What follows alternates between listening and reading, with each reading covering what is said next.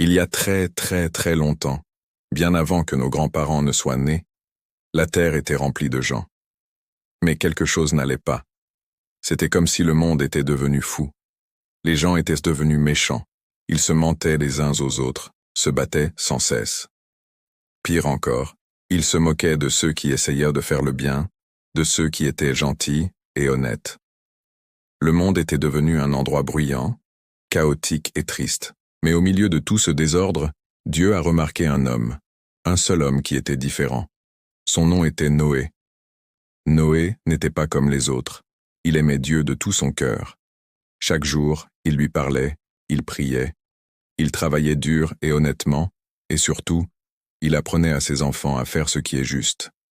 Noé était comme une petite lumière dans un monde très sombre, et un jour, quelque chose d'extraordinaire est arrivé. Dieu lui a parlé. Oui, vraiment. Imaginez ça, Dieu qui vous parle directement. Et ce que Dieu lui a dit allait tout changer. Il lui a dit, « Noé, je suis triste de voir comment le monde est devenu.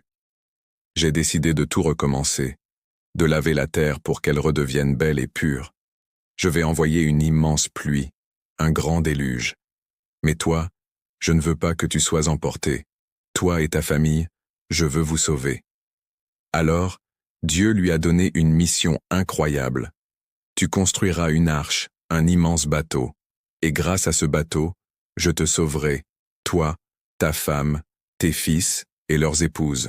Noé a dû être stupéfait, mais il n'a pas hésité une seconde. Alors, sans perdre un instant, Noé s'est mis au travail.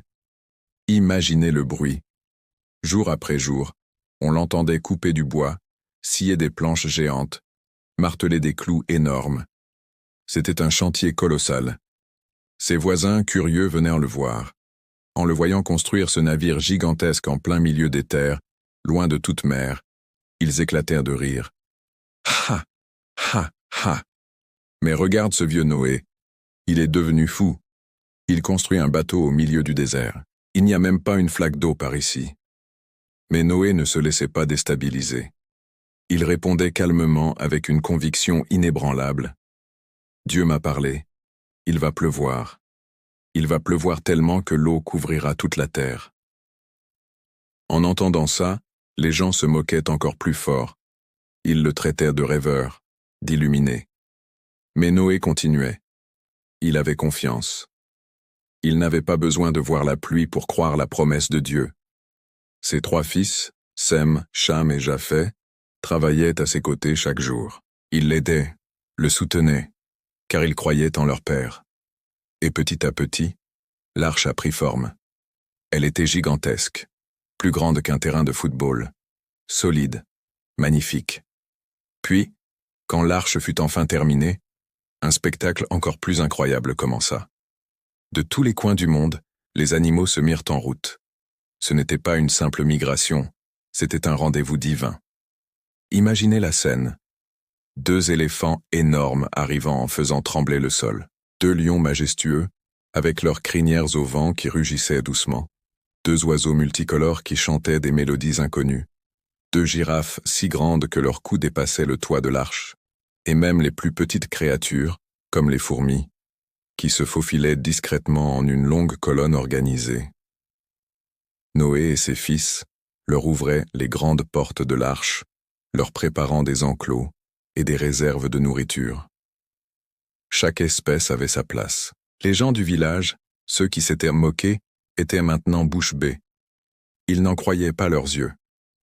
Mais comment est-ce possible? Comment ces animaux savent-ils où aller? Ils étaient stupéfaits, incapables de comprendre. Noé, avec un sourire bienveillant, leur expliqua simplement « C'est l'œuvre de Dieu. Il prend soin de toute sa création. » C'était la preuve vivante que le plan de Dieu était en marche. Quand le dernier animal fut monté à bord et que Noé et sa famille furent entrés, un silence se fit, et c'est Dieu lui-même qui ferma l'énorme porte de l'arche, la scellant de l'extérieur. Puis, le ciel a commencé à changer. Il s'est assombri, devenant d'un gris menaçant.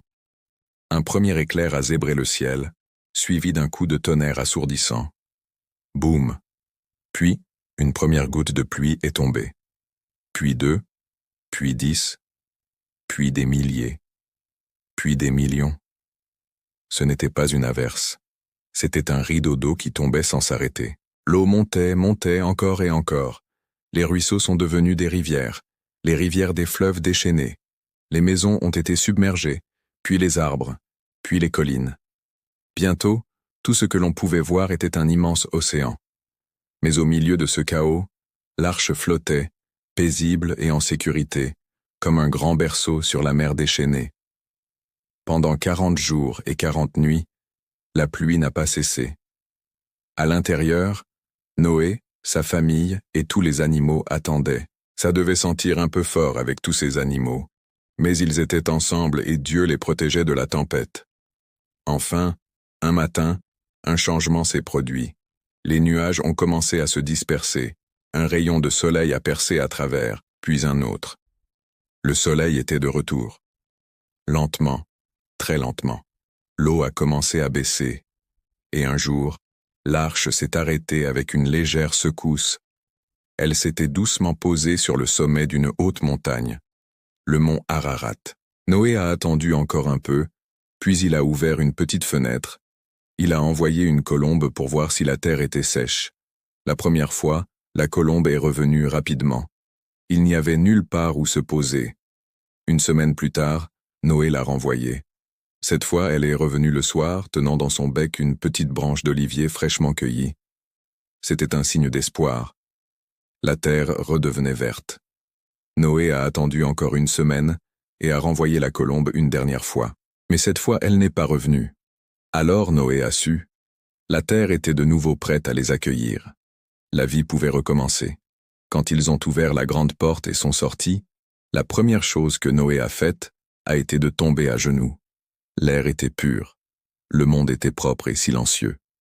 Il a remercié Dieu du fond de son cœur. Il a construit un autel pour lui dire « Merci Seigneur, tu nous as sauvés, tu as tenu ta promesse. » Et à ce moment-là, dans le ciel, Dieu a fait apparaître quelque chose de nouveau et de magnifique, un arc merveilleux, rempli de toutes les couleurs. C'était le tout premier arc-en-ciel. Et Dieu a dit « Cet arc est le signe de mon alliance avec vous et avec toute la création. Jamais plus je ne détruirai la terre par un déluge. » Alors, que nous apprend l'histoire de Noé? C'est une histoire de confiance. Noé a cru Dieu avant même de voir la moindre goutte de pluie. Il a eu confiance même quand tout le monde se moquait de lui. Il a continué à construire, à obéir, jour après jour. Et parce qu'il a eu cette foi, Dieu l'a honoré et l'a protégé. C'est un message puissant pour nous tous. Quand on choisit de faire confiance à Dieu et de suivre ce qui est juste, même si les autres ne comprennent pas ou se moquent, Dieu nous voit. Il nous protège au milieu des tempêtes de la vie. Et depuis ce jour, chaque fois que vous voyez un arc-en-ciel dans le ciel après la pluie, souvenez-vous de cette histoire. Souvenez-vous que c'est bien plus qu'un joli phénomène météorologique. C'est un rappel, un clin d'œil de Dieu qui nous dit « Je suis là. Je tiens toujours mes promesses.